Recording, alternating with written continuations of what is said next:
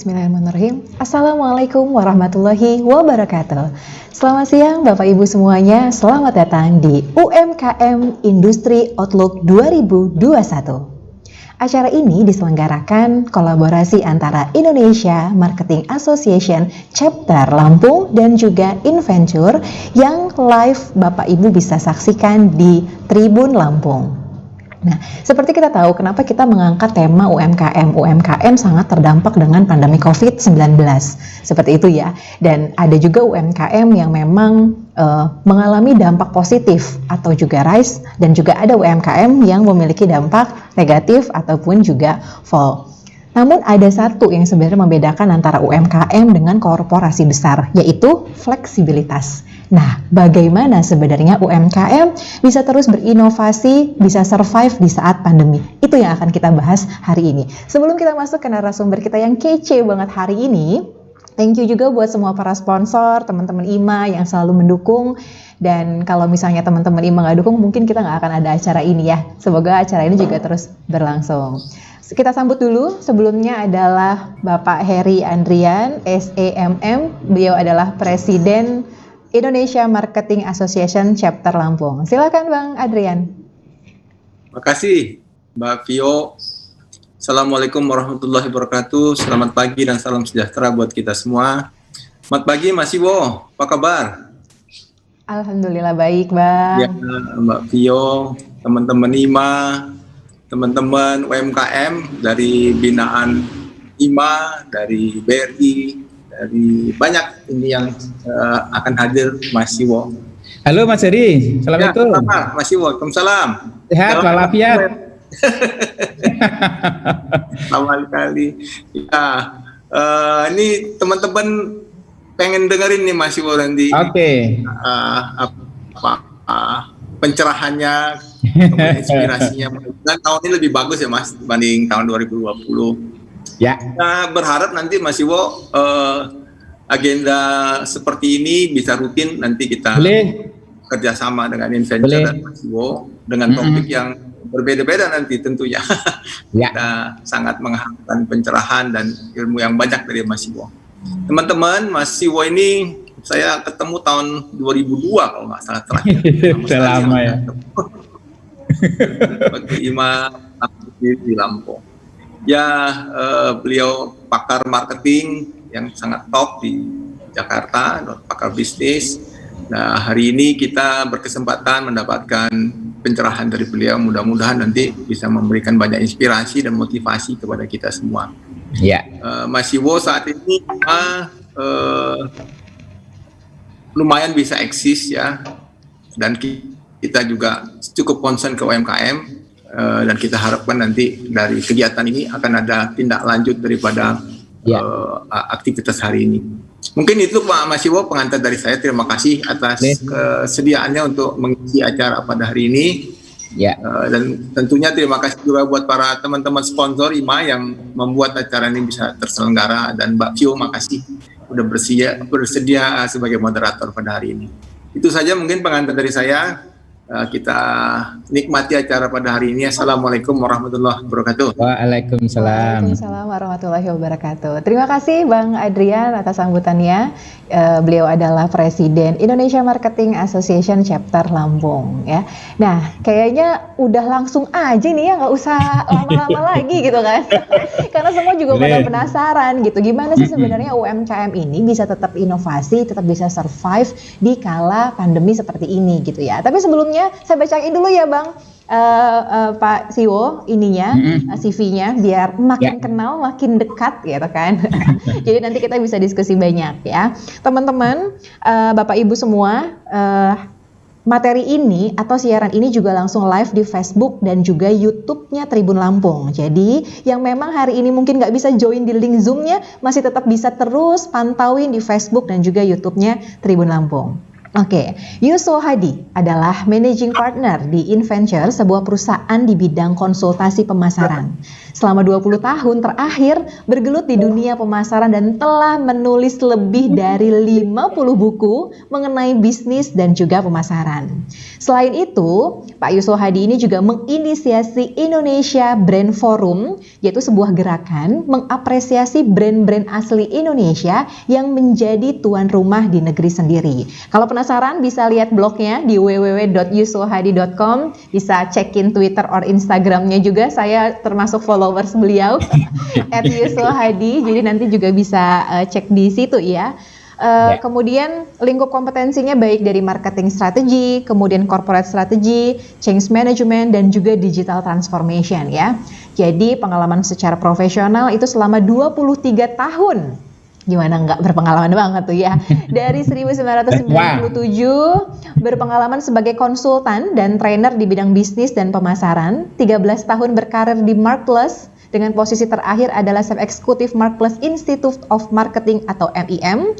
Saat ini sedang memimpin InVenture, sebuah consulting or training firm di bidang bisnis dan juga pemasaran. Selain itu, pernah menjadi tenaga ahli Menteri Pariwisata di bidang strategi pada tahun 2016 sampai dengan 2019. Penasaran buku yang terakhir? Nih dia, kita tampilin ya.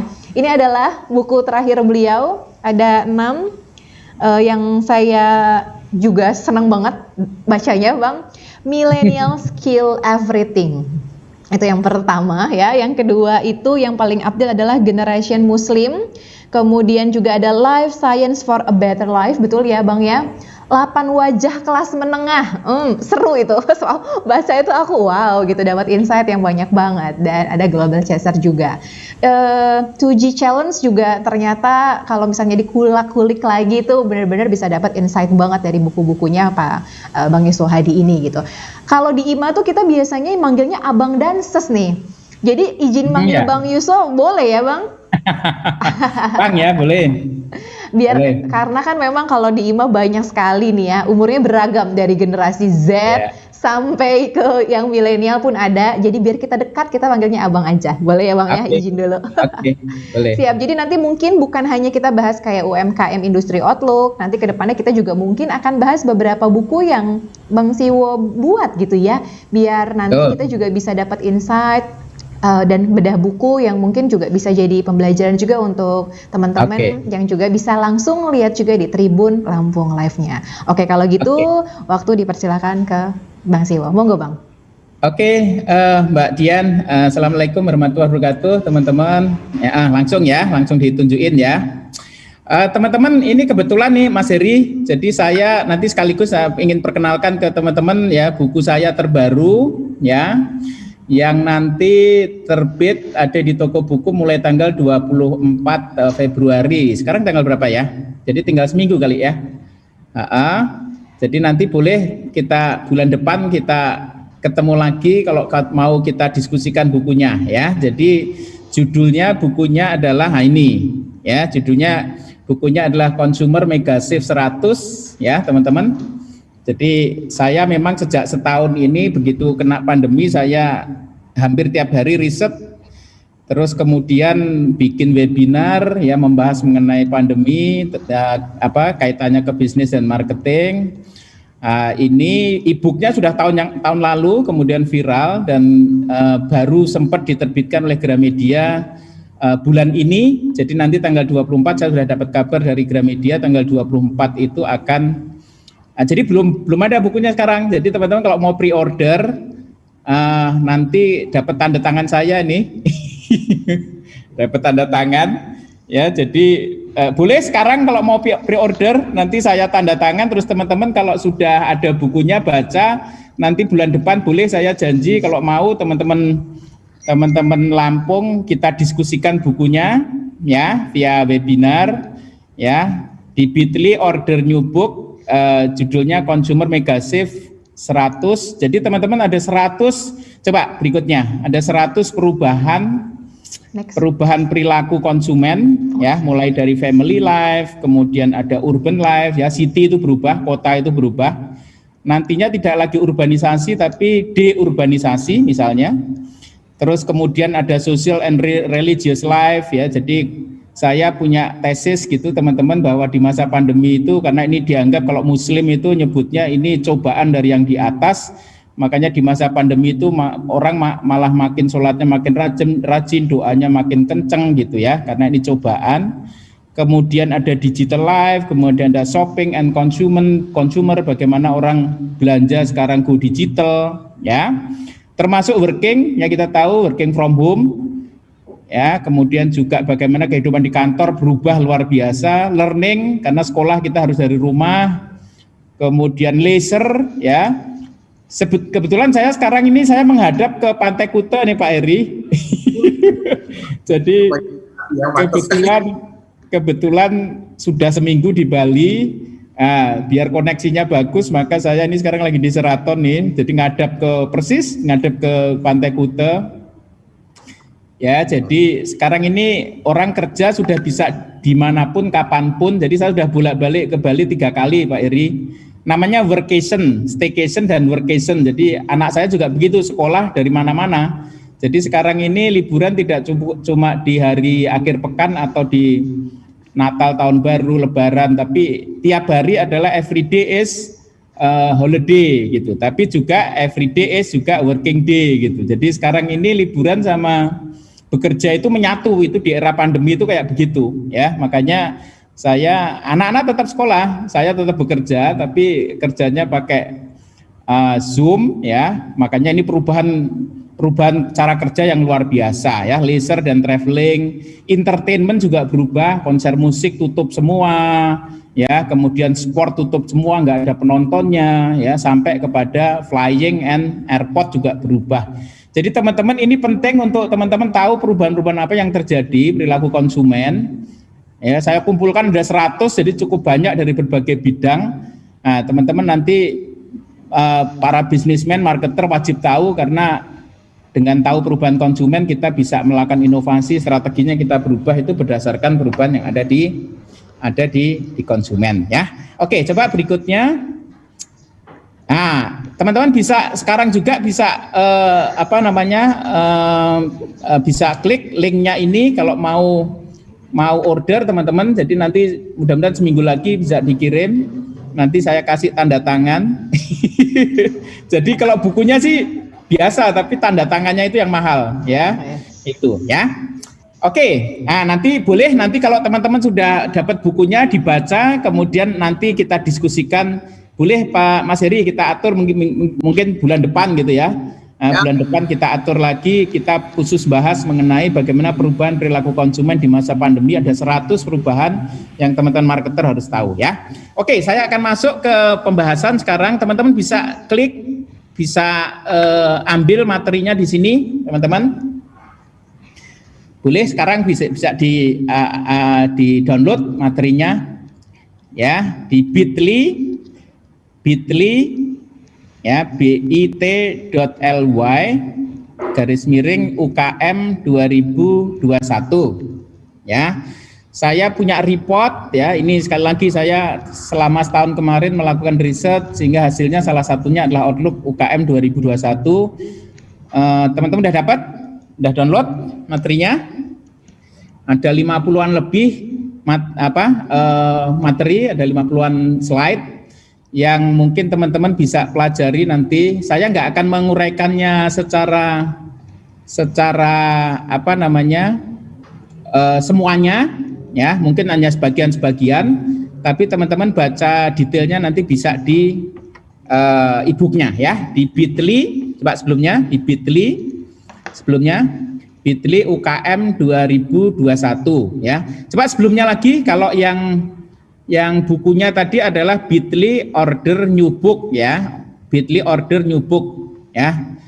Karena ini pre-ordernya hanya seminggu teman-teman, karena kalau sudah hadir di Gramedia sudah nggak ada pre-order lagi dan nggak ada tanda tangan lagi. Jadi teman-teman kalau mau dalam seminggu ini boleh pre-order, jadi nanti akan saya tanda tanganin bukunya ya. Oke, berikutnya bit.ly UKM 2021 ya, teman-teman udah dapat? Oke, jadi materinya itu di dalam e-book itu saya uraikan ada 2 bagian. Yang pertama adalah namanya 3M analysis ya, change, kemudian ada mega change, ada macro change, ada micro change. Nanti saya nggak akan detail semuanya ya teman-teman, saya akan ambil yang kunci-kuncinya saja. Terus kemudian yang bagian kedua itu yang di makronya teman-teman ya. Mega itu perubahan di ekonomi, politik, teknologi dan seterusnya. Makro itu perubahan di industri ya, kompetisi terutama di UKM. Terus mikro itu perubahan di konsumen ya, perubahan di konsumen. Nanti akan saya sarikan isi-isinya ya, key point-nya. Terus yang bagian kedua itu mengenai khusus mengenai UKM landscape analisis ya. Jadi mulai dari consumer sentiment ya, 3C analisis ya. Terus kemudian ada riset findingnya dan sampai kemudian terakhir nanti inovasi-inovasinya ya. Teman-teman bisa baca, jadi kalau misalnya nggak komplit saya jelasinnya karena ini waktunya mungkin saya nggak lama-lama juga, kita lebih banyak nanti diskusi ya. Tapi teman-teman detailnya nanti bisa baca di e-booknya ya, di bit.ly/UKM 2021 ya. Oke, saya akan mulai dari sini ya. Oke, teman-teman. Jadi UKM, saya sering mengatakan bahwa tadi Mbak Dian sudah menyinggung sedikit ya teman-teman, UKM itu saya katakan kalau kena krisis 98 ataupun krisis pandemi sekarang, maka yang pertama jatuh itu adalah UKM ya. Kenapa yang pertama jatuh? Karena duitnya memang tidak banyak, tabungannya tidak banyak ya. Kalau Astra, Indofood yang gede-gede itu tabungannya bisa sampai 6 bulan sampai setahun gitu ya. Tapi kalau UKM tabungannya buru-buru 3 bulan gitu ya, nggak nyampe sebulan aja udah nyungsep karena tabungannya nggak banyak ya. Tetapi perlu diingat teman-teman, dia paling cepat jatuh, paling cepat mati, tetapi paling cepat juga hidup lagi gitu ya. Ini hebatnya UKM ya. Jadi dia paling cepat jatuh tetapi juga paling cepat bangkit gitu. Kenapa begitu? Tadi saya katakan kalau cepat jatuh itu karena duitnya memang nggak banyak, tetapi keunggulan UKM adalah begitu jatuh dia bisa gampang berdiri lagi. Ya, kenapa? Karena pertama overheadnya kecil. Ya, jadi bayangkan Toyota gitu ya. Toyota itu kalau misalnya mobilnya nggak laku ya di bulan April Mei itu di puncak ya penjualan mobil bisa turun sampai 50-60% ya. Begitu Toyota atau Astra itu jualan mobil nggak laku, maka pabriknya itu biayanya triliunan ya, miliaran gitu ya. Itu nggak bisa kemudian dirubah menjadi resto gitu, nggak bisa.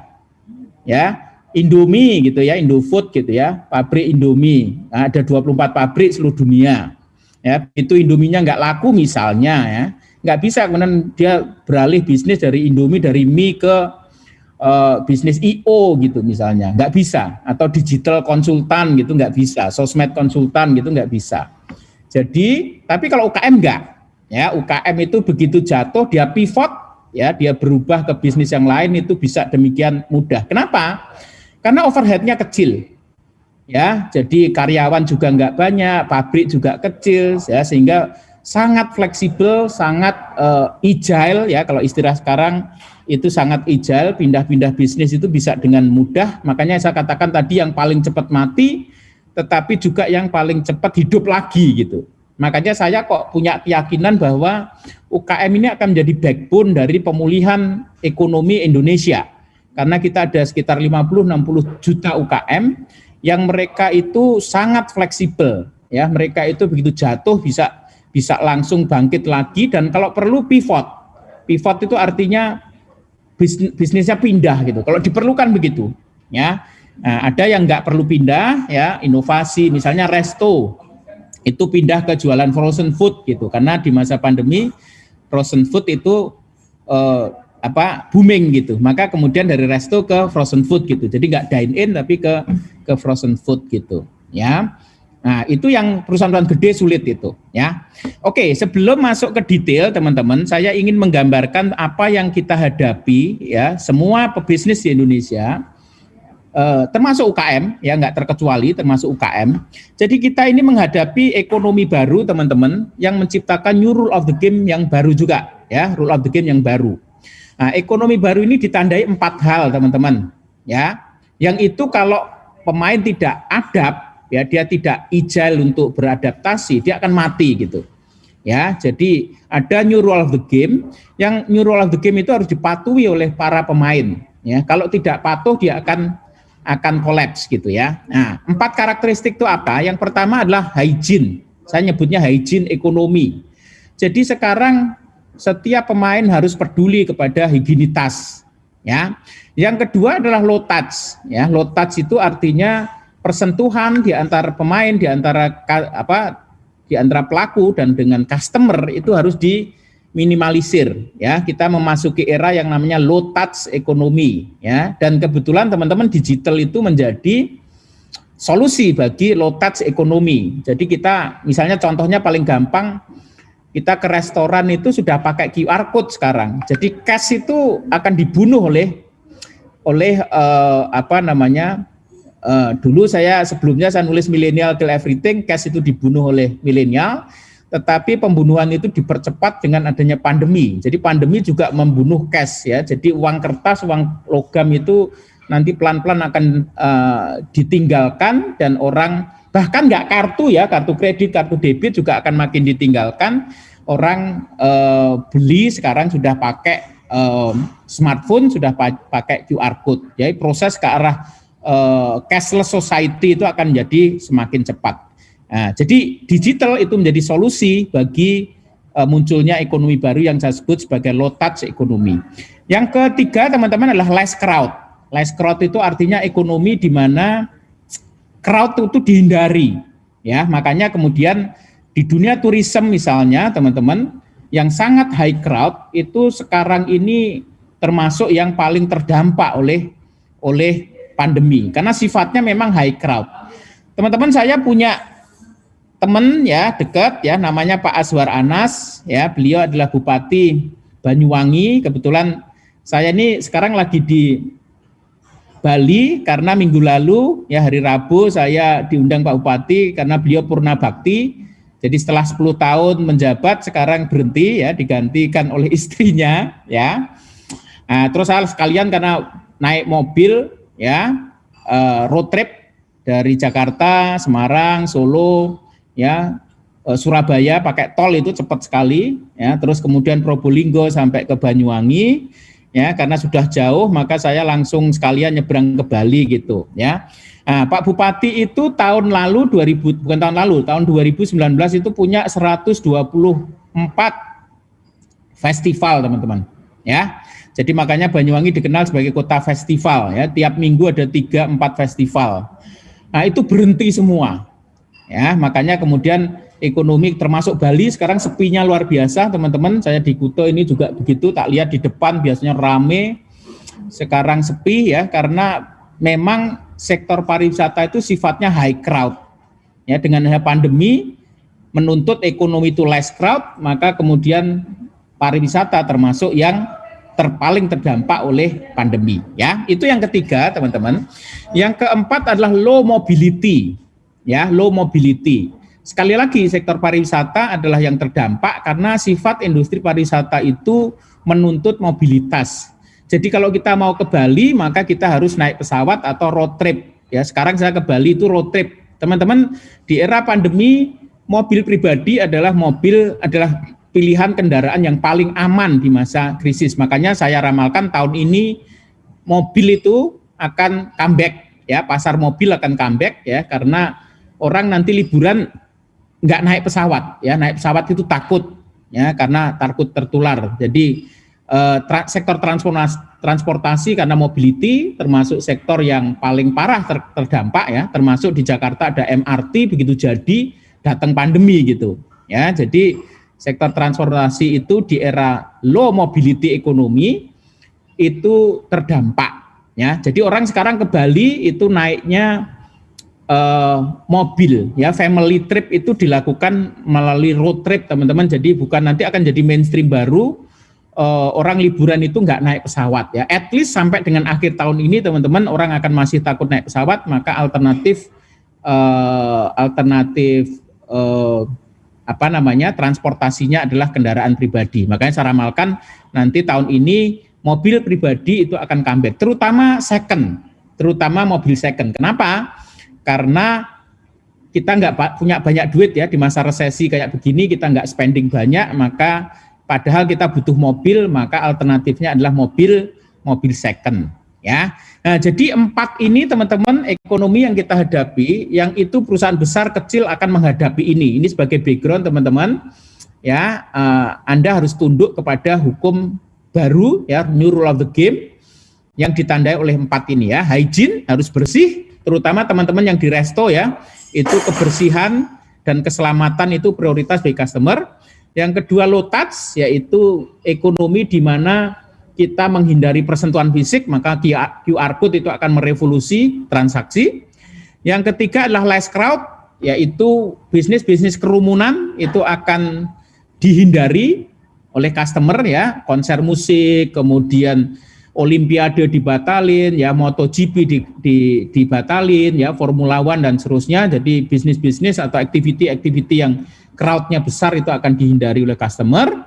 Dan yang terakhir adalah low mobility. Jadi orang itu kemana-mana sekarang akan lebih menggunakan jadi mobilitasnya nggak akan tinggi. Apalagi antar negara juga masih sampai dengan akhir tahun ini atau mungkin sampai akhir tahun depan ya. Lalu lintas orang antar negara akan terkendala, jadi mobilitasnya akan rendah ya. Itu di tingkat industri teman-teman, ini yang akan dihadapi loh UKM. Berikutnya di tingkat konsumen teman-teman, saya akan menjelaskan ada 4, ini ada 4 di tingkat industri. Lalu perubahan di tingkat konsumen itu apa? Ada 4 juga yang nanti detailnya saya terjemahkan menjadi 100 yang tadi saya katakan menjadi buku, sekarang sudah jadi buku. Ya, judulnya adalah Consumer Mega Shift 100, ya ada 100 perubahan perilaku konsumen di masa pandemi yang itu harus dilihat oleh para pelaku UKM ya agar bisa survive ya. Jadi ada 4 teman-teman, bacanya dari kiri dulu, yaitu stay at home lifestyle.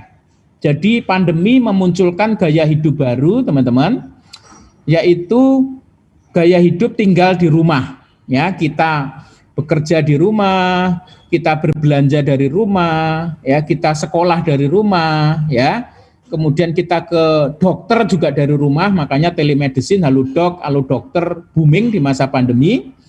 Bahkan kita beribadah itu pun harus dari rumah ya.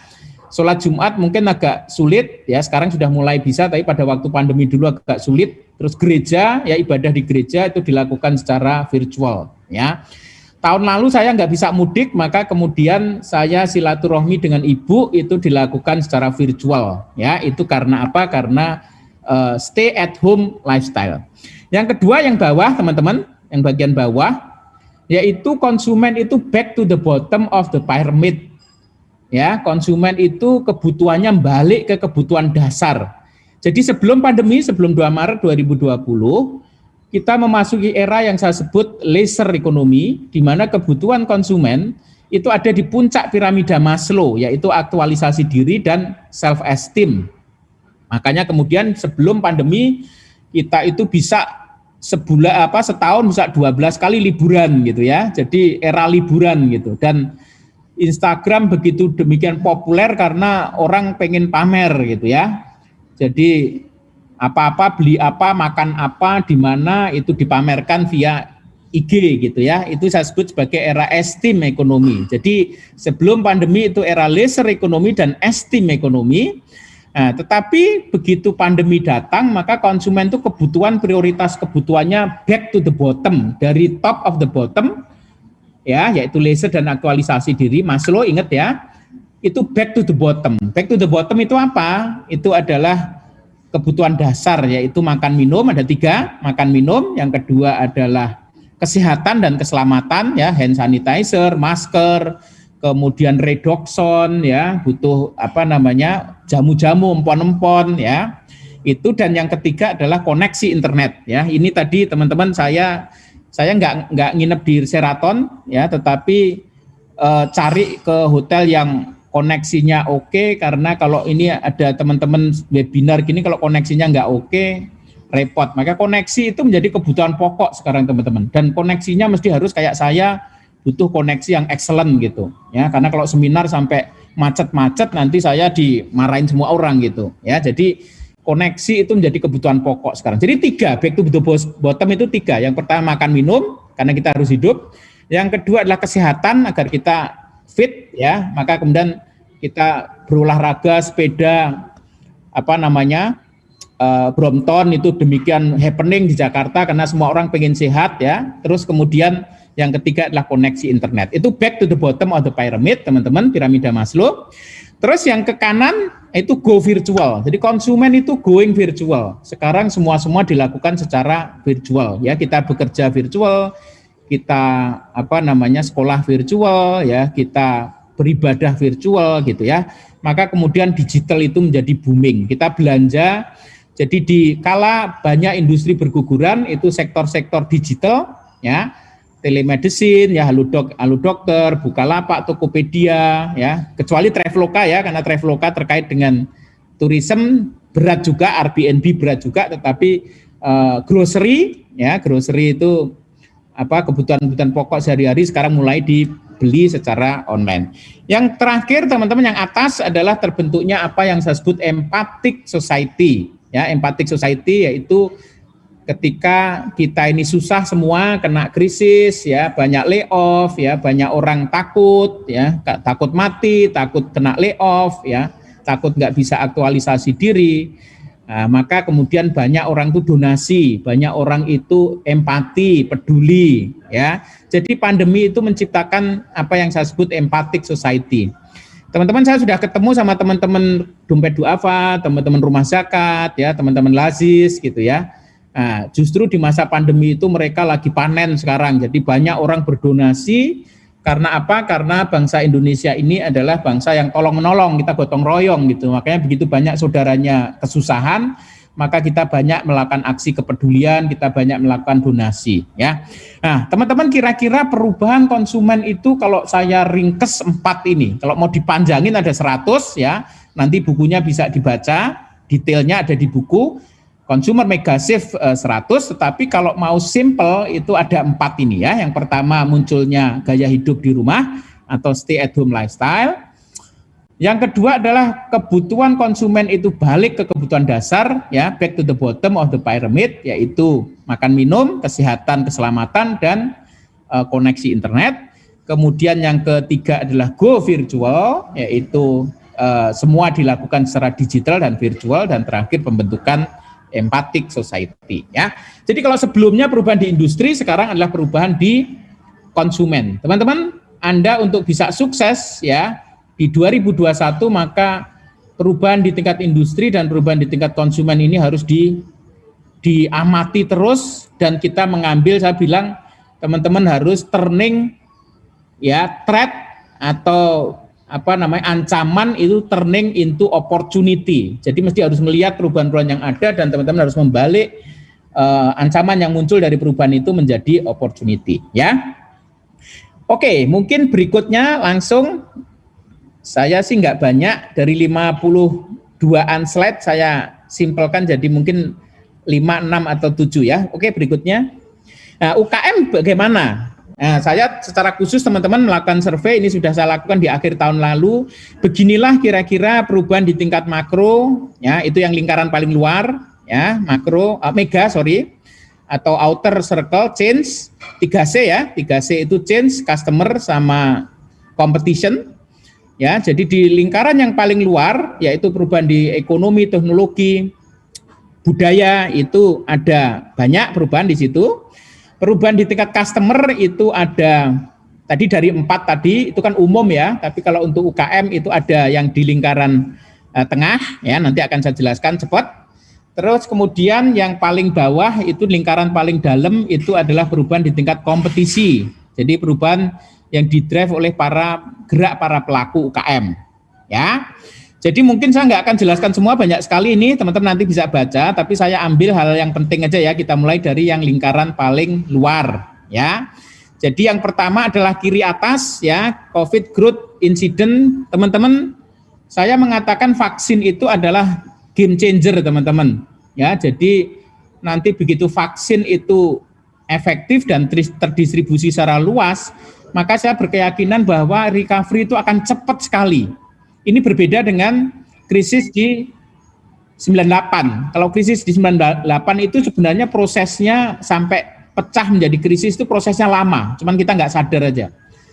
Ya, karena proses krisisnya lama, maka baliknya juga pelan-pelan gitu. Balik ke pemulihannya pelan-pelan. Tetapi kalau pandemi ini sebabnya cuma satu. Sebabnya adalah karena ada virus dan orang nggak bisa keluar rumah, ya, maka otomatis nggak bisa ke pasar, nggak bisa belanja, maka otomatis mandek ekonominya. Tetapi begitu vaksinnya sudah keluar dan kita bisa keluar rumah, maka dengan cepat sekali pemulihan itu akan terjadi. Makanya ini saya harapkan sih sampai dengan akhir tahun ini mungkin distribusinya mudah-mudahan bisa cepat gitu ya. Nah, sehingga pemulihannya akan cepat. Begitu terdistribusi maka pemulihannya akan cepat. Ini berbeda dengan krisis ekonomi yang sebelum-sebelumnya. Ini krisis COVID ini akan cepat kalau vaksinnya itu ada dan tersebar dan ampuh ya. Tetapi kalau krisis 98 itu karena proses terjadinya krisis, pecahnya krisis itu lama, maka pemulihannya juga pelan-pelan gitu. Tapi kalau COVID ini akan cepat ya. Ini kita resesi, kita menghadapi sekarang sudah resesi dan terakhir akhir tahun lalu juga kita minus ya teman-teman, minus berapa? 2 ya.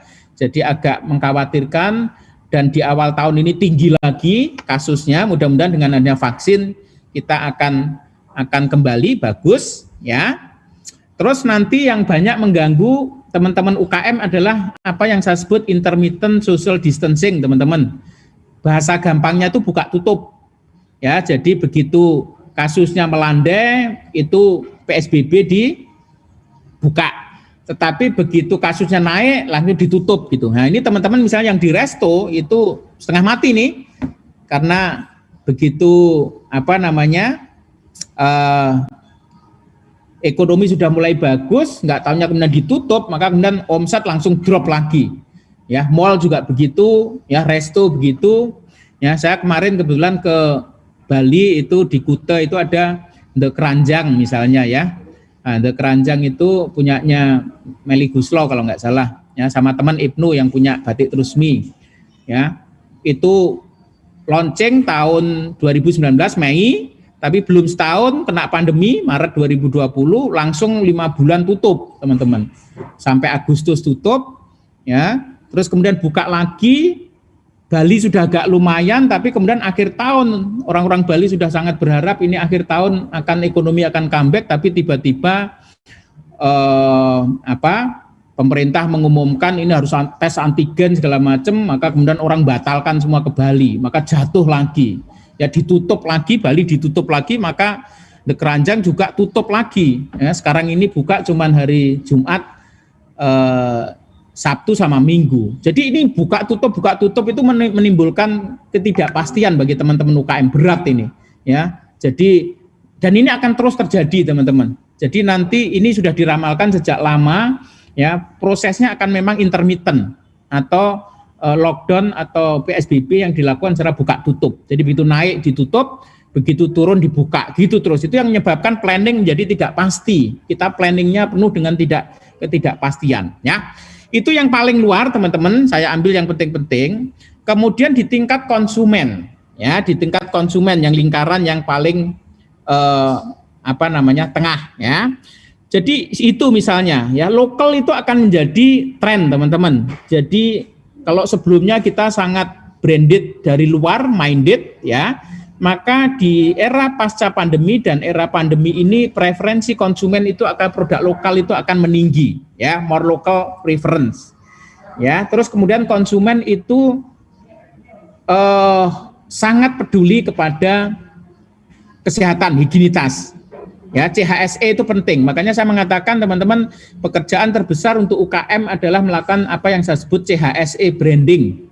Ya, CHSE branding itu adalah C-nya cleanliness, H-nya healthiness, ya, CHSE, S-nya adalah safety, E-nya adalah environment. Jadi teman-teman harus bisa meyakinkan konsumen bahwa restonya aman gitu. Ya, aman dari penularan gitu. Makanya tunjukkanlah, namanya branding, tunjukkanlah bahwa Anda sangat serius dengan dengan protokol gitu, ya. Ini misalnya saya di Sheraton ini, mereka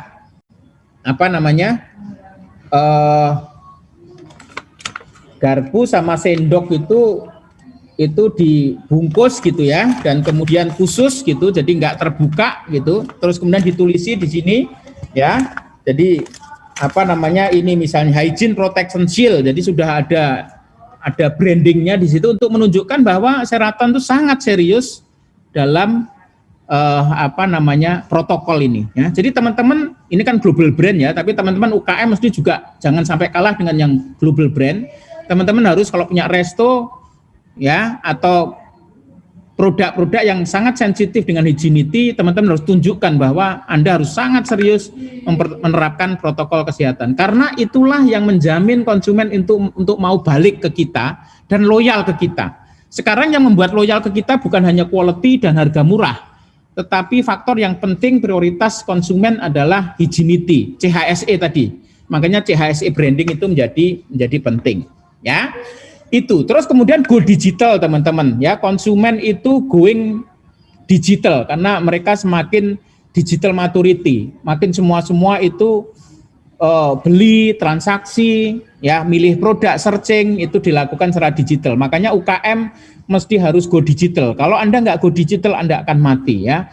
Jadi going digital ini bukan nanti pasca pandemi balik lagi orang kan fisikal ya, tetapi going digital ini nanti digital ini penetrasinya akan semakin dalam. Nanti ujungnya akan omni ya. Omni itu artinya digital dan fisikal itu dikombinasikan. Jadi bukan berarti kemudian semuanya digital, tetapi fisikal akan tetap dipakai, tetapi penetrasi digital ini akan semakin tinggi. Sehingga teman-teman harus punya konsumen yang konsumen fisik. Kalau misalnya resto ya, teman-teman harus punya konsumen yang datangnya secara fisik ke dine-in, tetapi di sisi lain teman-teman juga harus jualan untuk konsumen yang digital. Jadi dua portofolio konsumennya, konsumen digital dan konsumen fisikal ya. Kalau digital atau online kan via delivery gitu. Jadi kita nggak bisa nanti pasca pandemi kita nggak bisa mengandalkan cuman portofolio customer yang fisikal ya, pelanggan-pelanggan yang datang ke dine-in, tetapi harus mulai masuk ke konsumen di digital ya. Teman-teman yang di kerajinan juga begitu, teman-teman yang di fashion juga begitu ya. Konsumen, portofolio konsumennya mesti harus dibagi dua ya, yaitu yang konsumen fisikal dan konsumen yang itu ke toko ya, channel toko. Tetapi teman-teman juga harus mulai bangun digital asset ya, baik di IG, baik di web, di App Store atau di apps ya, di Facebook dan seterusnya, sehingga teman-teman punya portfolio customer yang ada di digital ya.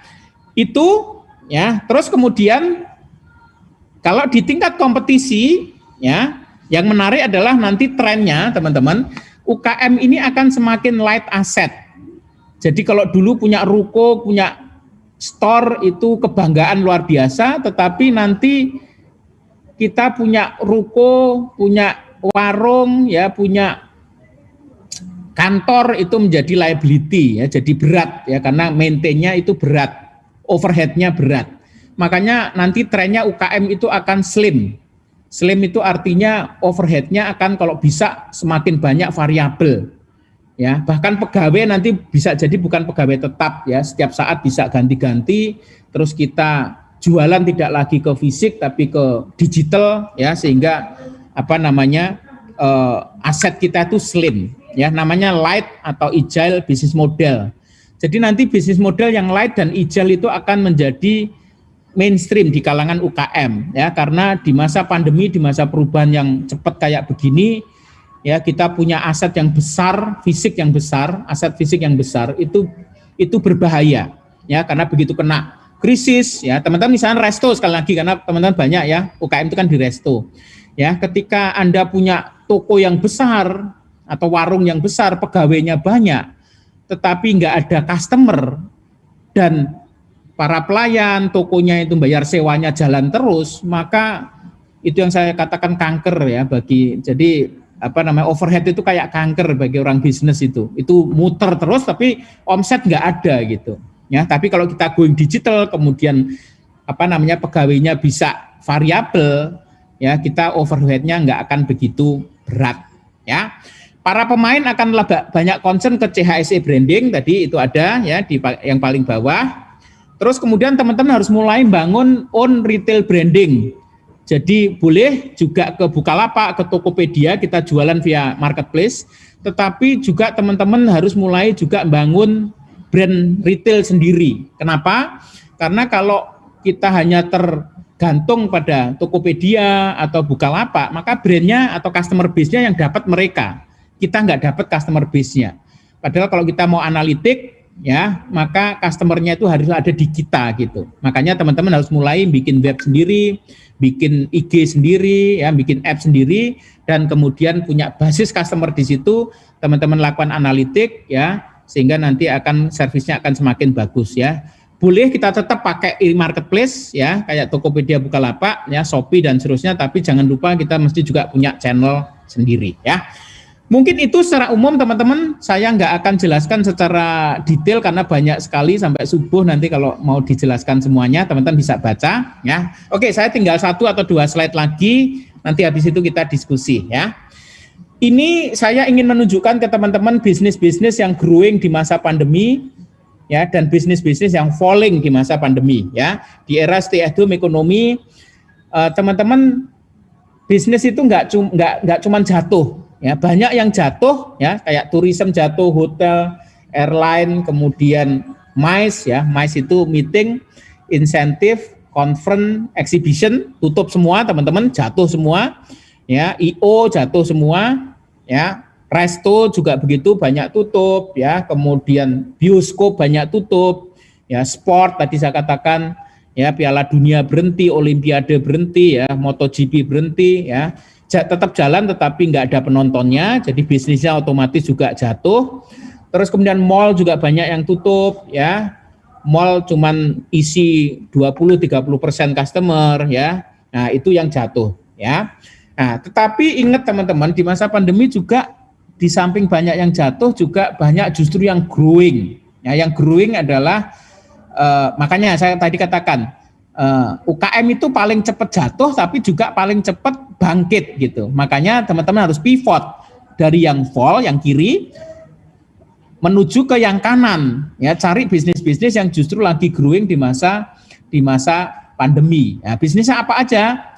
Ya, yang kanan teman-teman. Jadi yang pertama adalah grocery dan commerce teman-teman. Jadi kayak Shopee, kayak Bukalapak, Tokopedia itu justru growing sekarang, ya.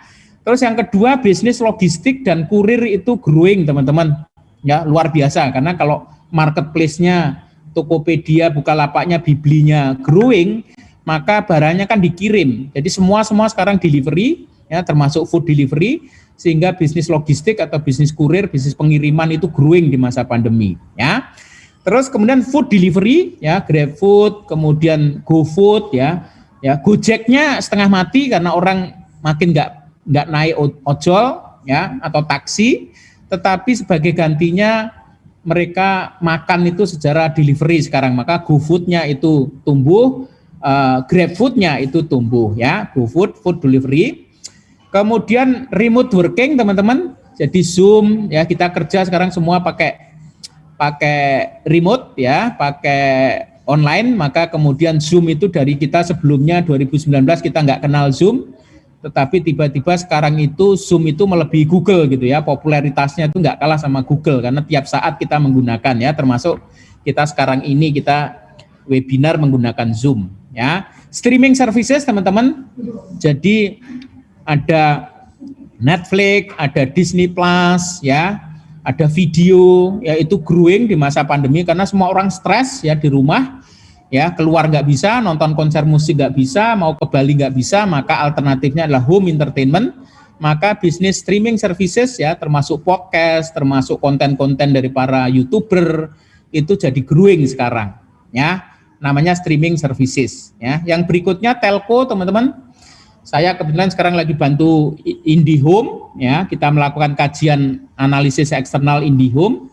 IndiHome itu sekarang kelabaan teman-teman, nangis-nangis teman-teman di IndiHome, di Telkom, ya, tapi nangisnya bukan nangis karena nggak punya customer, ya, nggak kayak yang lain-lain, kayak hotel kan nggak punya customer, ya, lagi susah, ya, tetapi justru karena kebanyakan customer. Jadi nangisnya karena kebanyakan customer, ya, ini kan broadband-nya, ya, jalurnya itu nggak muat lagi sehingga kemudian banyak komplain. Jadi 40% customer di IndiHome tuh komplain semua karena apa?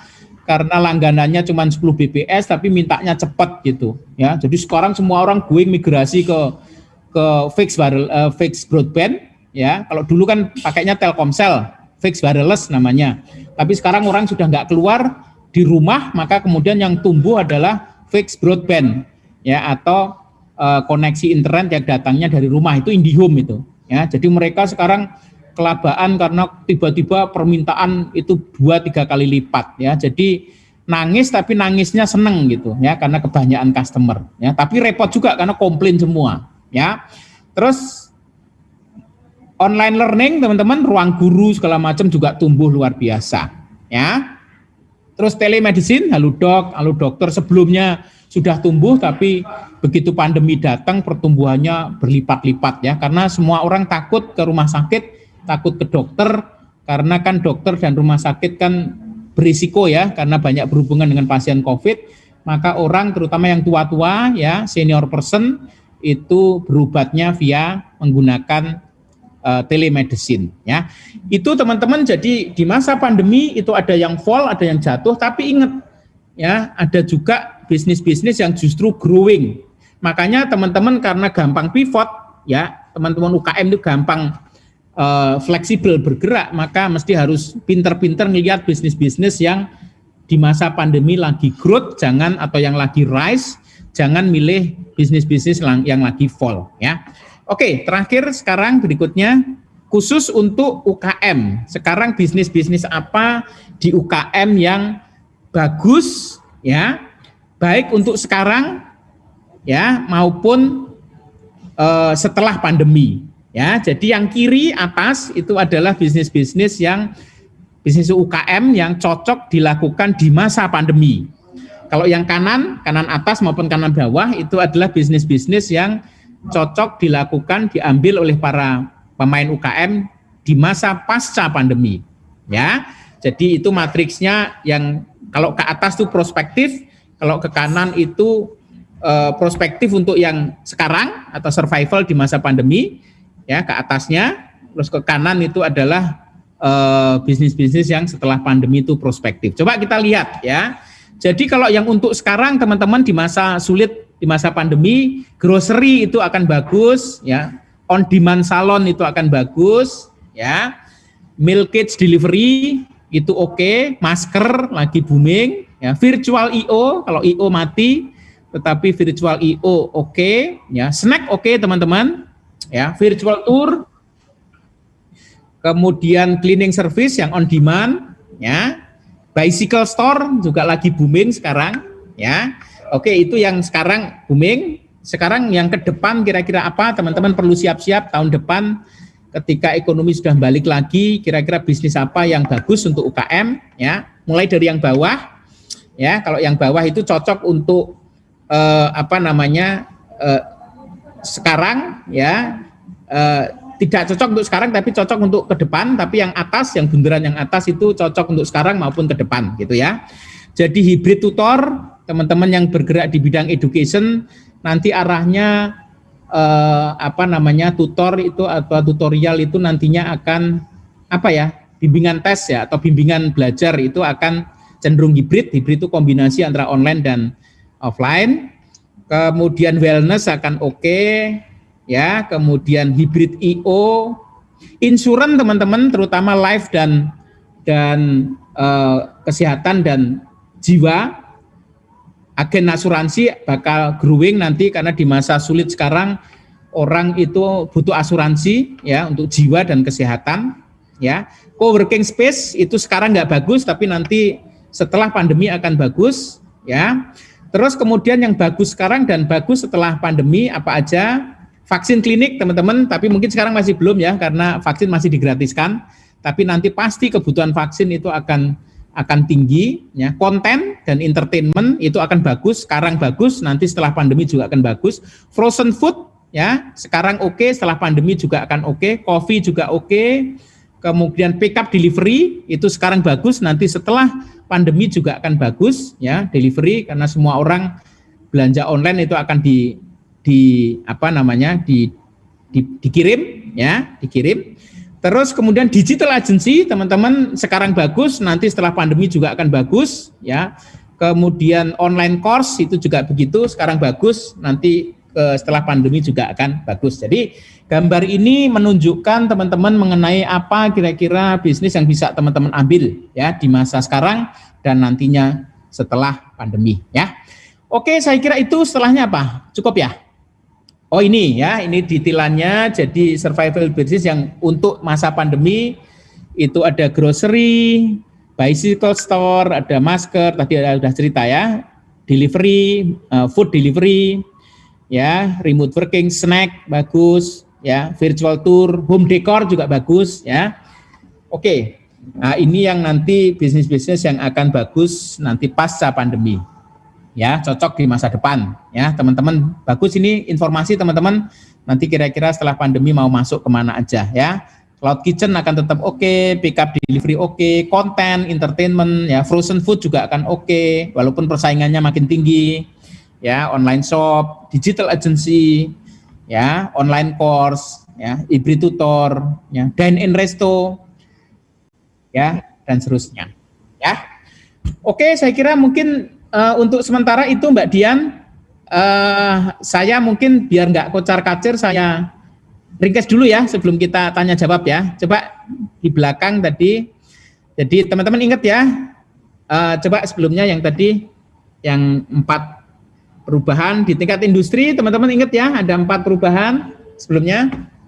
Yang pertama adalah hygienity, ya, semua konsumen menjadi concern kepada keselamatan dan kesehatan. Kemudian kita memasuki low touch ya, di mana QR code menjadi penting, less crowd, bisnis tidak boleh kerumunan lagi sekarang, dan kemudian low mobility ini di tingkat industri teman-teman.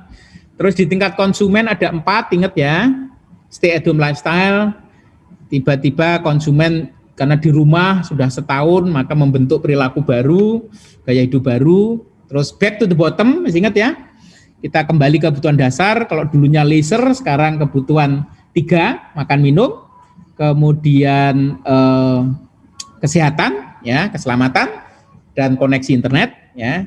Kemudian go virtual, kita go digital, kita semua dikerjakan secara virtual online, dan terakhir pembentukan empathic society, ya. Oke, terus berikutnya yang untuk UKM ini banyak banget, tadi saya uraikan satu-satu. Ya, yang paling luar itu adalah di tingkat teknologi, ekonomi, dan seterusnya. Itu akan nanti vaksin akan menentukan. Di tingkat customer itu go digital, customer go digital, CHSE menjadi penting, ya. Terus kemudian apa namanya, lokal itu produk lokal juga akan diminati. Terus kemudian di tingkat kompetisi, light asset, ingat ya teman-teman, aset itu menjadi makin ramping nanti. Usaha itu, kalau dulu kita punya aset banyak itu bangga, tetapi sekarang kita punya gedung yang mahal, ya, pegawai yang banyak, itu menjadi justru nggak bangga gitu ya. Jadi bisnisnya omsetnya gede, profitnya gede, tapi kalau bisa asetnya kecil, ya, namanya light and agile business model. Ya, terus kemudian apa? Harus bikin website sendiri untuk bangun retail branding yang nggak terpacu kepada marketplace dan seterusnya ya. Oke, ini terus berikutnya satu lagi mengenai ini yang fall dan rise, ingat ya teman-teman, apa yang fall ada yang apa yang rise, teman-teman harus pivot dari yang fall ke yang rise berikutnya. Dan terakhir adalah kira-kira bisnis-bisnis apa di sektor UKM yang teman-teman bisa pilih.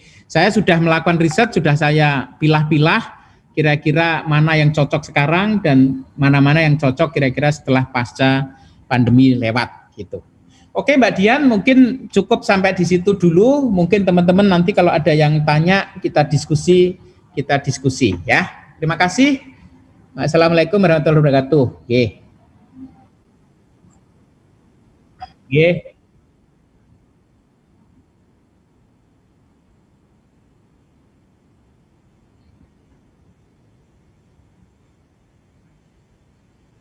Boleh?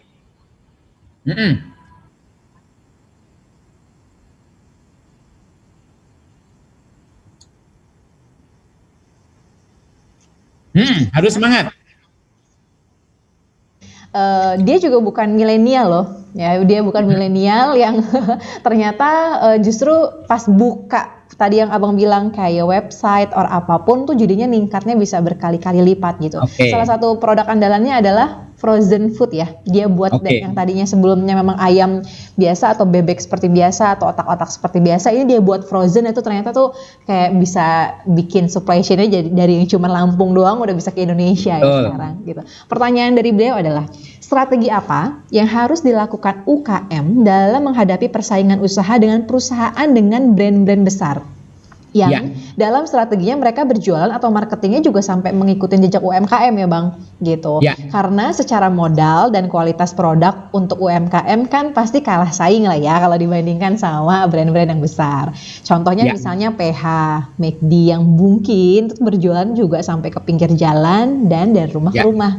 Nah, menurut Bang Siwo gimana tuh Bang? Oke, teman-teman, kalau di dalam Sun Tzu ya, Sun Tzu itu adalah strategi perang yang paling jago dari Cungkok. Itu mengatakan strateginya itu namanya flanking. Flanking itu teman-teman justru menghindar ya, menghindar tapi untuk menyerang, menghindar untuk menyerang ya, menyerangnya di titik-titik terlemah dari si lawan. Itu namanya flanking. Jadi teman-teman menentukan how to play-nya, where to play-nya ya, menentukan medan kita pertempurannya. Jangan kita masuk ke dalam medan pertempuran pemain besar. Karena kalau kita masuk di medan pertempuran pemain besar, maka kita akan diinjek aja. Ya, kita akan kecil. Nah, teman-teman mesti harus milih segmen-segmen atau pasar-pasar yang mereka nggak lirik. Ya, yang teman-teman kuat. Jadi bukan head to head, tetapi flanking. Makanya flanking yang paling gampang adalah dengan teman-teman menetapkan segmen market yang diambil. Ya, teman-teman harus ngambil segmen yang tidak yang tidak diambil oleh si kompetitor besar ya, atau kompetitor besar itu lemah dalam satu bidang tertentu atau di satu segmen pasar tertentu gitu ya. Itu kuncinya di situ teman-teman ya. Jadi misalnya Anda McD ngelawan McD kan kekuatannya apa, masalnya SOP-nya gitu ya kan. Tapi kan sebenarnya enaknya mungkin belum tentu yang terenak gitu kan, bahkan cenderung average gitu, karena dia memang menarget segmen yang massal. Nah, Anda mesti harus ayamnya, kalau sama-sama ayam, maka ayamnya mesti harus yang unik, yang lebih lokal, yang lebih nggak generik gitu ya. Nah, sehingga kemudian punya pasar sendiri yang taste-nya cocok dengan lokal gitu. Jadi justru jangan mainnya, nah, kita mungkin nggak kuat di SOP karena teman-teman kan tokonya atau warungnya kan nggak banyak. Kalau dibikin SOP, nah McD itu bikin SOP cocok, mahal biayanya bikin SOP itu karena gorengnya ribuan gitu ya. SOP cocok. Teman-teman nggak punya SOP, mungkin susah untuk bikin SOP. Tapi justru dengan tidak SOP kita secara customize itu justru bisa menjadi keunggulan gitu. Jadi baliklah sesuatu yang kelemahan itu menjadi keunggulan kita gitu. Ya, SOP itu kelemahan kita, keunggulan McD. Maka kita jadikan justru customisasi. Custom itu menjadi keunggulan kita gitu. Kita kalah dalam hal SOP, tapi kita menang dalam hal custom gitu. Yang itu McD akan nggak bisa, karena dia seluruh dunia sudah disamakan semua. Starbucks juga begitu. Anda bikin coffee shop gitu, Anda justru jangan main kayak Starbucks. Ya, Starbucks itu kopinya memang dibikin standar seluruh dunia gitu. Anda mulai dari bijinya, cara ngolahnya, segala macam mesti harus berbeda dengan Starbucks gitu. Jadi kuncinya flanking, Mbak Dian. Ya, kuncinya flanking. Flanking itu menghindar untuk menyerang gitu. Menghindar untuk menyerangnya di mana? Bukan menyerangnya secara head to head, tapi nyerangnya dari belakang gitu. Nyerangnya dari titik-titik di mana pesaing besar itu lemah gitu. Ya, kuncinya begitu. Siap. Gitu Mbak Dian. Ya, siap Bang Siwo. Jadi pakai strateginya Sun Tzu ya. Sun Tzu, betul. Strateginya Sun Tzu yaitu planking. Jadi jangan head to head, cari pasar baru yang niche yang mungkin juga justru tidak dilirik sama pemain besar. Betul. Semoga terjawab ya Ibu Denok. Pertanyaan kedua boleh ya Bang Siwo? Mas Adi, dari Mas Adi. Thank you Mas Adi pertanyaannya. Melihat prospektif bisnis untuk UMKM, pilihannya tuh tadi kan ada yang diversity or pivot ya Bang. Ya. Nah, mohon arahannya katanya. Kapan UMKM memang harus diversity, existing diversity, atau memang harus pivot gitu? Di dalam kondisi yang seperti apa? Thank you Bang Siwo. Oke, teman-teman memang kalau bisa jangan pivot teman-teman. Karena kalau pivot itu kita mulai dari nol.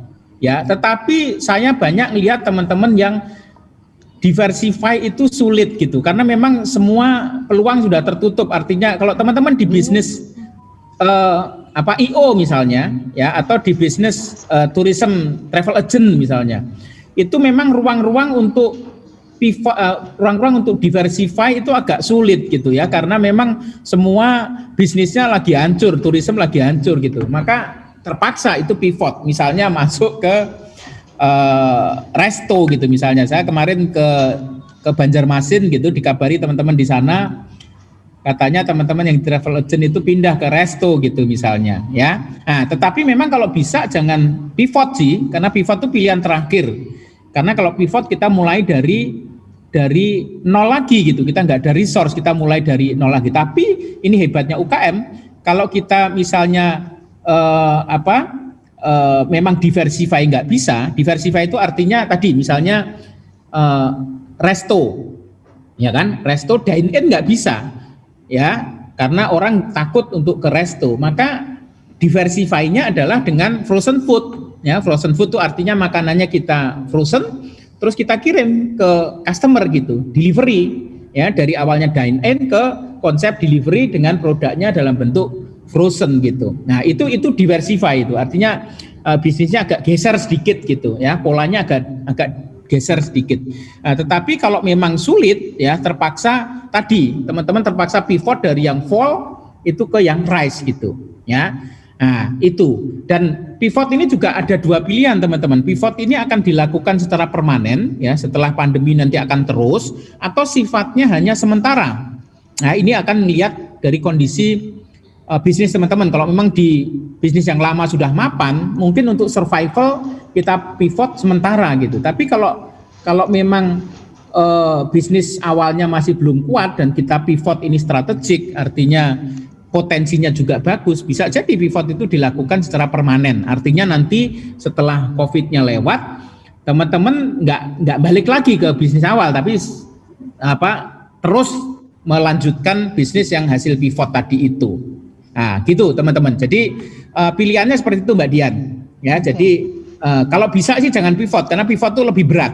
Ya, tetapi karena kita tetap harus hidup, kalau terpaksa pivot harus dilakukan, lakukanlah gitu. Kira-kira gitu. Dari yang fall, bisnis-bisnis yang fall, tadi sudah saya kasih tahu mana-mana yang jatuh dan mana-mana yang bakal growing. Ya, teman-teman coba lihat, sudah saya kasih listnya tadi. Teman-teman coba lihat mana-mana kira-kira bisnis-bisnis yang bisa kita masukin. Kalau kita memasuki bisnis baru, teman-teman harus juga sudah punya aset ya, jangan sama sekali nol ya. Makanya nanti ngukur kekuatan kita, apa-apa yang kita bisnis baru bagus, tetapi juga kita cukup ada aset untuk masuk ke bisnis baru, itu penting gitu. Jadi jangan mulai dari sama sekali dari nol gitu. Karena kalau mulai dari nol, tingkat kesuksesannya juga akan menjadi lebih kecil. Tetapi kalau kita sudah punya pengalaman, kita sudah ada aset yang bisa mendukung bisnis baru itu, yang sama sekali baru itu, maka kemungkinan kesuksesannya juga akan lebih tinggi. Gitu Mbak Dian. Oke, thank you Bang Siwo. Jadi tadi poinnya sebenarnya kalau suruh milih gitu ya Bang ya, berarti better di diverse dulu. Kalau misalnya mentok baru yang di pivot, karena memang ya ibaratnya kalau mulai dari awal lebih susah ya Bang ya. Betul. Oke. Ini ada pertanyaan ketiga, thank you buat Mbak Dewi ya. Jadi Mbak Dewi ini tanyain soal ini Bang, impact on household yang income, spending, analisis sama investing. Nah, dia tanya, modal UMKM kan kecil gitu. Ya, modal UMKM kecil nggak seperti yang besar dan brand yang lain-lainnya gitu. Nah, ketika misalnya tadi mau diverse gitu, ketika saya mau diverse, itu saving saya juga kan pasti akan berkurang. Padahal saya juga belum tahu ke depannya ini memang akan untung atau enggak.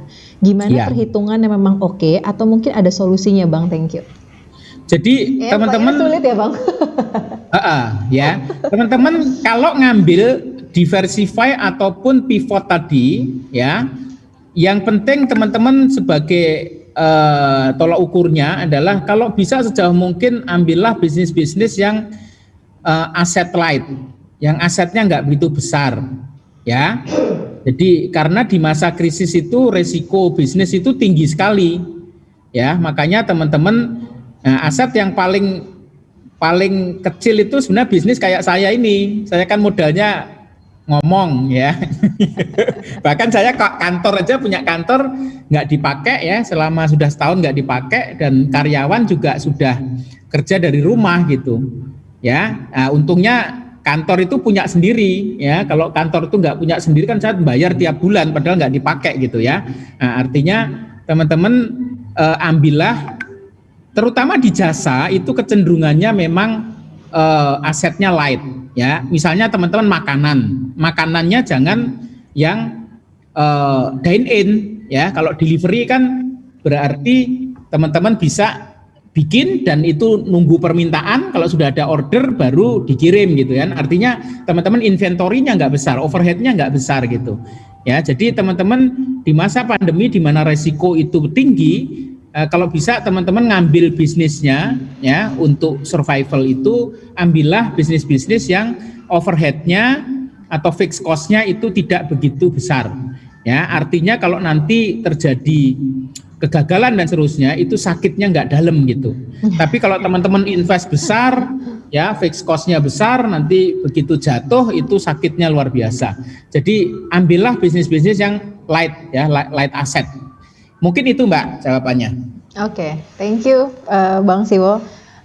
Bener ya, jadi harus dihitung-hitung dulu juga gitu. Kalau enggak nanti jatuhnya dalam banget, sulit bangkit, dan akhirnya ikut-ikut sama teman-teman yang lain yang terpuruk juga gitu. Oke, Bang, masih ada pertanyaan? Gimana, lanjut? Lanjut, boleh. Ya, lanjut ya. Kan pemandangannya tadi depannya kayaknya bagus banget tuh ya. Jadi nggak bosen-bosen ini. Iya, sambil buka sambil bedah buku nanti boleh lah Bang, kapan-kapan kita main. Boleh, ya. Nanti Main-main di pantai bedah buku, Lampung ya. juga Bang. Di Lampung banyak banget pantainya, keren-keren. Betul. Boleh, kapan-kapan ke Lampung. Siap. Banyak banget yang udah nungguin. Bang Adrian juga nanti bisa dioleh-oleh dengan Marian ya. Dioleh-olehnya Bang Adrian. Satu lagi pertanyaan. Iya, ini mungkin pertanyaan yang terakhir terkait tentang closed loop ekonomi nih Bang. Jadi kayak ada kan nggak pasti ya antara ekonomi sama resesi ekonomi gitu kan. Ya. Terus solidaritas, kesetiakawanan sih udah gitu. Bahkan sampai kayak udah nggak seenakan lagi saking ditawarin terus produknya sama si temen kita gitu kan. Beli juga udah habis juga duitnya gitu kan. Nah, sampai aplikasi WhatsApp itu akan penuh banget ketika teman-teman UMKM itu kirim gitu. Gimana sih sebenarnya kalau mau ngomongin empati, kan tadi banyak banget orang-orang yang berempatik untuk beli produk kita. Tapi kan kita juga nggak enak kalau kayak gitu terus. Ada cara promosi yang oke nggak sih Bang, selain via WA ataupun juga beberapa IG dan lain-lain? Gitu Bang. Jadi memang mesti harus kalau kita alasannya lebih karena empati jualannya, kan berarti memang kan nggak bisa ke satu orang terus-terusan gitu ya.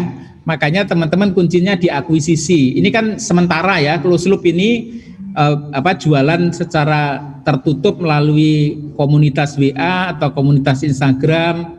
Itu memang kalau kita jualannya ke orang-orang itu terus ya awalnya kan karena pertimbangan bantu kan nggak apa-apa. Tapi kalau dijualin terus kan nggak enak juga gitu ya. Maka kuncinya adalah akuisisi teman-teman. Jadi kalau marketing itu intinya sebenarnya 3. Yang pertama akuisisi, yang kedua adalah get, keep, grow ya. Get, keep, grow. Get itu customer baru, keep itu mempertahankan konsumen lama, grow itu memperbesar konsumen lama. Ya, jadi kalau tadi empathic society, closed loop market tadi itu jualan ke teman tadi, ya itu maka kalau misalnya temennya kita WA grupnya itu terus ya, kalau sudah dijualin sekali 2 kali terus suruh beli lagi dengan pertimbangan kasihan ya nggak enak juga kan. Maka kuncinya mesti teman-teman banyak masuk ke grup-grup WA yang lain, akuisisi. Jadi arahnya bukan hanya retensi tetapi lebih kepada akuisisi. Karena kalau pertimbangannya teman itu biasanya sih bukan karena faktor pasar ya, faktor faktor quality, faktor teknis gitu, tapi karena faktor ini kasihan atau faktor empati kepada teman gitu. Nah, makanya mesti kalau kita mau tetap jalan terus, maka arahnya ke akuisisi. Kalau akuisisi berarti cari customer baru lagi gitu ya. Nah, artinya apa? Artinya komunitas WA-nya perlu diperluas ya. Nah, tapi mestinya jangan cuman gitu ya. Nggak cuman empatik ini, nggak cuman tujuannya akuisisi, tetapi juga kalau sudah beli produk kita kebetulan bagus kan dia pengen terus juga gitu. Jadi keep and grow-nya juga harus tetap dipertahankan. Tetapi kalau ada teman-teman yang beli produk kita karena faktor empati dan dia berikutnya sudah enggak ya, sehingga kita nggak bisa jualin lagi, ya terpaksa teman-teman pendekatannya adalah akuisisi. Ya, artinya memperluas pertemanannya ini ya, semakin banyak kita, karena orang marketing itu kuncinya networking ya. Selling yang paling bagus adalah selling melalui friend atau selling melalui friending.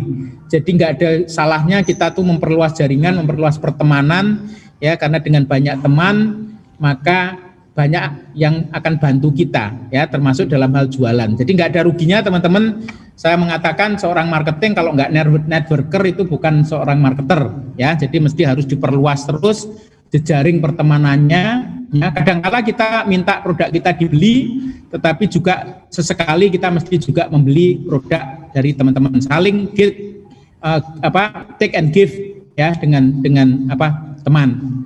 Nggak bisa kita take terus gitu ya, tapi mesti juga suatu saat kita juga give gitu ya. Jadi kunci friending adalah seimbang antara take dan give. Jadi suatu saat kita minta dibeli, tapi suatu saat juga kita harus beli gitu. Jadi saling mutualistik gitu. Itu kuncinya relationship, kuncinya networking. Jadi nggak bisa selfish, kita juga harus belain teman kita. Kalau kita belain teman kita, maka teman kita itu akan belain kita gitu ya. The more you give, the more you get gitu ya. Semakin kita itu give ke orang lain, maka orang lain itu akan belain kita, dia akan give ke kita juga ya. Jadi the more you give, more you get. Semakin kita banyak memberi, semakin banyak kita mendapatkan. Nah, itu adalah pelajaran dasar dari networking atau pelajaran dasar dari friending atau relationship dengan teman. Gitu Mbak Dian? Ya, thank you banget Bang Siwo. Saya jadi ingat no networking, no working kalau orang marketing. Betul. Karena mungkin rezekinya juga salah satunya dari situ gitu ya Bang ya. Yeah. Oke, sebenarnya masih ada 2 pertanyaan lagi. Cuma kalau misalnya nanti Bapak Ibu atau teman-teman juga yang lain yang memang masih ada pertanyaan, kayaknya disimpan dulu karena memang waktunya juga kita terbatas. Nanti kita akan ada webinar series bareng sama Bang Siwo lagi, mudah-mudahan bulan depan gitu. Entah bedah buku atau kita bahas salah satu outlook lagi ya Bang ya. Ya, gitu ya. Saya punya banyak materi. Jadi kalau mau bahas apapun boleh juga lo request gitu di komen ya, boleh banget request di komennya Facebook dan juga YouTube-nya Tribun Lampung, teman-teman, Bapak Ibu semua, teman-teman UMKM juga atau juga dari profesional, boleh banget drop kira-kira mau materi apa nih gitu kan yang akan kita sampaikan di bulan depan biar makin kece ya. Oke Bang, saya izin wrap up sedikit dari beberapa materinya gitu ya. Tadi Bang Siwo jelasin tentang 3M analisis, ada mega change, micro change sama micro change gitu ya. Kemudian di UMKM landscape analisisnya itu juga ada 4 ya Bang. Ada consumer sentiment, itu bahas tentang outlook situation. Kemudian di 3C analisis dibahas soal change, customer dan juga competition yang udah banyak banget yang tadi dijelasin. Kemudian ada research finding, itu bahas tentang demand depression, lokal produk nih yang kayak Lampung banget apa sih, kopi, keripik gitu ya Bang ya. Nah itu juga bisa dengan lokal supply chain-nya. Kemudian yang terakhir itu trend dan juga innovation, mana yang fall, mana yang rise. Kemudian teman-teman UMKM kira-kira bisa belajar kira-kira mau seperti apa, diversifikasinya juga seperti apa. Dan tadi juga ada yang terakhir itu soal ini ya Bang ya, ada recovery ya, langkah recovery-nya ya. Beberapa langkah recovery-nya itu ada yang save cash flow, kemudian tahu nih gimana konsumen baru, artinya ada kebutuhan baru. Kemudian realigning supply chain-nya juga, Ya. rethinking kira-kira workforce-nya gimana, workplace-nya, tempat kerjanya kita gimana. Diingat tadi poin yang hygiene, dan yang terakhir tadi retooling with digital. Nah, mudah-mudahan materi hari ini yang udah keren banget dari Bang Siwo tentang UMKM Industri Outlook 2021 bareng sama Indonesia Marketing Association Chapter Lampung dan juga Inventor. Sekian dari kami. Jika ada pertanyaan dan lain-lain nanti bisa langsung drop di Instagram dan Twitternya Bang Siwo, boleh IG saya ya Bang ya? Yuswo Hadi, IG saya Yuswo Hadi. Kebetulan saya setiap materi saya post di Instagram. Teman-teman yang mau belajar nanti banyak materi yang bisa didapatkan. Termasuk bagi-bagi e-book saya share juga melalui Yuswo Hadi. Ya, Yuswo Hadi belakangnya Y ya, Yuswo Hadi bukan I tapi Y ya. Oke, nanti IG-nya. kita akan drop di ini ya, Ya. drop di komen. Ya. Oke, mute.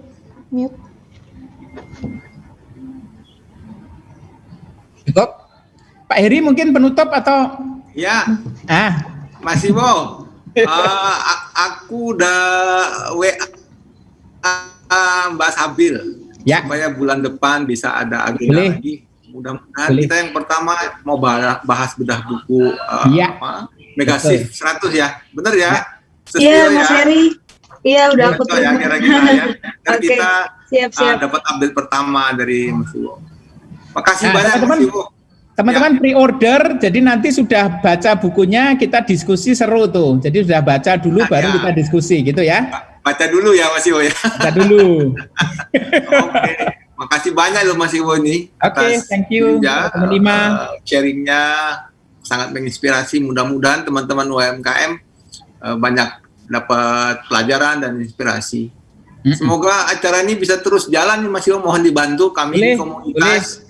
Lagi resesi begini ya mesti gotong royong ya, Sespio ya. Nah, saya beruntung sekali ada ada Sespio yang sangat fokus ngurusin akademik. Jadi Sespio ini adalah VP akademik kami di IMA. Jadi alhamdulillah beliau bisa banyak membantu dan sangat populer di kampus-kampus nih. Ya, betul. Bang Siwo. Bang Siwo, ini banyak banget dosen-dosen kampus, dekan-dekan yang langsung WA. Kapan kita bersama? Ya, ditunggu ya. Ini kandidat mahasiswa S3 nih di kampus. Amin dulu Sespio, mudah-mudahan ya terlaksana. Makasih Mas Siwo, sekali lagi terima kasih. Terima kasih Mas Heri, Mbak Dian, terima kasih banyak. Ya, terima kasih juga. Terima kasih Bang Siwo. Terima kasih juga buat teman-teman IMA, Bapak Ibu yang juga udah ikutan live di Facebook dan juga YouTube-nya Tribun. Thank you juga buat para sponsor hari ini. Grup Astra Lampung, thank you buat Emersia, Aeolus, JNE Express, Asuransi Ramayana, Damarian Oleh-Oleh. Kemudian Pindang Sehat, ada Warkop Wow, thank you Bang Komar.